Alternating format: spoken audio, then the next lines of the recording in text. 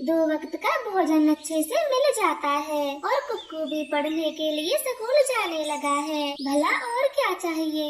ऐसे बातें कर वो पति पत्नी सो जाते हैं। देर रात हो जाती है, आसमान में बादल गरजने लगते हैं और बहुत तेज वर्षा होने लगती है। टुन्नू जी, ये बारिश तो रुक ही नहीं रही। हाँ टूनी जी, अगर ये बारिश नहीं रुकी तो हमारी खेती को उजाड़ देगी। नहीं टुन्नू जी, थोड़ी देर में ये बारिश थम जाएगी, फिर हमारी फसल को कोई नुकसान नहीं होगा। आप जो कह रही हो काश वो भगवान सुन ले और ये बारिश अभी के अभी बंद हो जाए। वो दोनों पति पत्नी अपनी खिड़की से बारिश के रुकने का इंतजार कर रहे थे, परंतु बारिश तो कई घंटों तक लगातार नहीं रुकती और सुबह होते ही टूनी चिड़िया और टुन्नू चिड़ा अपने खेत को देखने जाते हैं। इस तेज बारिश ने सब बर्बाद कर दिया, कुछ भी नहीं बचा टूनी जी। टुन्नू जी धैर्य रखें, इस बारिश में ना जाने हम जैसे कितने किसान पक्षियों का नुकसान हुआ होगा। फसल काटने का समय था, इस बार हमें 4 पैसे ज्यादा मिलते ये फसल बेचकर, पर अब सारे सपने टूट गए। टुन्नू जी, आप दोबारा से यही फसल बोना और देखना इससे भी ज्यादा अच्छी फसल होगी हमारे खेत में। अब तो उधार लेकर ही दोबारा से फसल बोई जा सकती है, क्योंकि हमारे पास जो जमा रुपए थे वो सब इस फसल में लग गए। आप घबराइए मत, पैसों का इंतजाम हो जाएगा। हम धनी कालू कौवे से कर्ज लेकर अपने खेत में खेती करेंगे। टुन्नू चिड़ा तो बहुत घबराया हुआ था और अपनी पत्नी के साथ धनी कालू कौवे के घर चला जाता है। अरे टुन्नू चिड़े, आओ आओ, आज मेरे पास कैसे आना हुआ। धनी सेठ जी, कल रात की बारिश ने सब तबाह कर दिया है, हमारी बरसों की मेहनत खराब हो गई और दूसरी फसल बोने के लिए हमारे पास रुपए नहीं हैं। अब आप ही हमारी कुछ मदद करें। धनी सेठ जी, हम आपसे कुछ पैसे उधार लेने आए हैं, आप चाहें तो ब्याज ले लेना, पर हमें कुछ पैसे उधार दे दें। ब्याज तो मैं लूंगा ही, पर आपके जैसे कई पक्षी आए थे मेरे पास, मैंने सबको रुपए तो दे दिए, परंतु क्या, हमें खुलकर बताएं। टुन्नू, मैंने सबसे बदले में कुछ ना कुछ गिरवी रखा है, जैसे कबूतर ने अपनी पत्नी की सोने के कंगन और बुलबुला ने अपनी चैन, तो अब आप क्या गिरवी रखने वाले हो। टुन्नू जी, ना तो मेरे पास सोने के कंगन है और ना ही आपके पास सोने की चैन, फिर हम गिरवी क्या रखेंगे।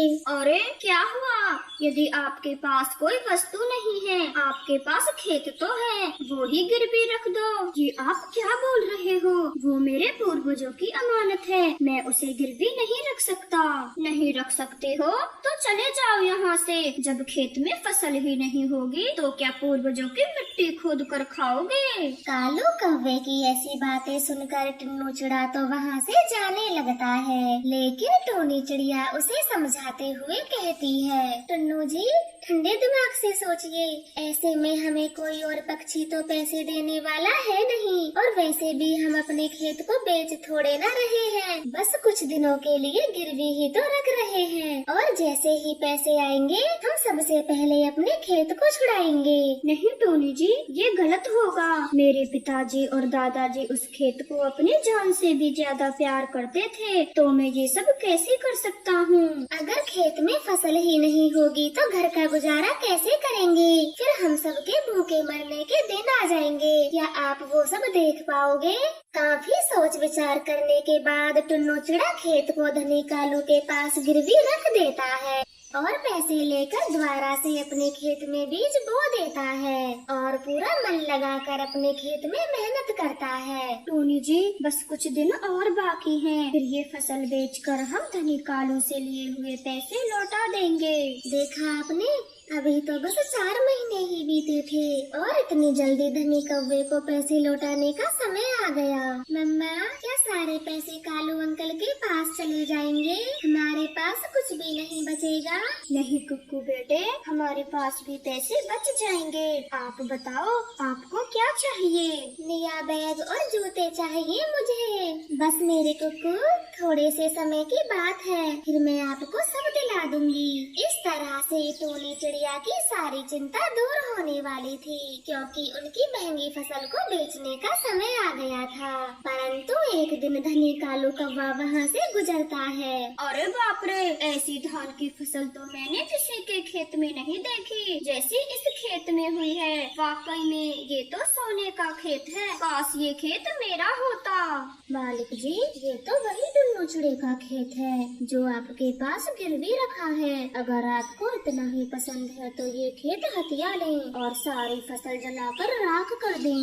पहली बार काम की बात की है तूने, अब जल्दी से सारे खेत को आग लगा दे। ये कहकर धनी कालू कौवा वहाँ से चला जाता है और उसका नौकर खेत को आग लगा देता है। टुन्नू चिड़िया, जल्दी अपने खेत पर चलो, तुम्हारे खेत में जोरों की आग लगी है। मिट्ठू तोते की ये बात सुन वो तीनों भागे भागे अपने खेत पर आते हैं और देखते हैं कि धान की फसल पूरी तरह से जलकर राख हो गई है। ये सब कैसे हुआ? अभी तो हम सब कुछ सही सलामत छोड़ कर गए थे। पता नहीं ये आग कैसे लगी, पर जब मैं यहाँ आया तो पूरा खेत जल रहा था। बेचारा टुन्नू और चिड़िया तो अपने होश खो गए थे। वो चुपचाप अपने घर आकर बैठ जाते हैं। तभी धनी कालू कौवा उनके घर आता है। टुन्नू चिड़िया, मैंने सुना है तुम्हारी फसल जलकर राख हो गई है, तो अब तुम मेरे पैसे कहाँ से दोगे? धनी कालू जी, इस वक्त हम बहुत दुखी हैं। हम आपके पैसों का इंतजाम कुछ महीनों में कर देंगे। मैं कुछ नहीं जानता, बस 2 महीने का समय दे रहा हूँ, या तो मेरे पैसे दे देना, नहीं तो खेत मेरा होगा। ये कहकर धनी कालू कौवा वहाँ से चला जाता है। उसकी ये सारी बातें पड़ोसी कबूतर सुन रहा था। दोस्त, मुझे बहुत दुख हुआ ये जानकर कि तुम्हारी अच्छी फसल जल गई और ये धनी कालू कौवा तुम्हें धमकी देकर गया है। मैं आपको इसके पैसे लौटाने का एक उपाय बताता हूँ। वो क्या है कबूतर भैया, जल्दी बताइए। मैं ये बैंगन के बीज अपनी मामी के घर से लाया था। ये बीज 1 महीने में ही बड़े हो जाते हैं और बैंगन लगने शुरू हो जाते हैं। फिर टोनी चिड़िया कबूतर से वो बीज ले लेती है और अपने खेत में बो देती है। बैंगन तो 1 महीने में ही लगने शुरू हो जाते हैं और वो दोनों उन बैंगनों को बेच देते हैं, जिनसे उनकी अच्छी खासी कमाई हो जाती है। और वो सबसे पहले धनी कालू कौवे के पैसे लौटाने उसके घर चले जाते हैं। धनी कालू कौवे जी, आपने हमें उधार देकर बहुत मदद की, लेकिन अब हम आपके पैसे भगवान की कृपा से लौटाने आए हैं। आपका बहुत बहुत धन्यवाद। अरे, इतनी जल्दी पैसों का इंतजाम कहाँ से किया? तुम्हारी तो फसल भी जल गई थी, कहीं किसी से उधार मांग कर तो नहीं लाए?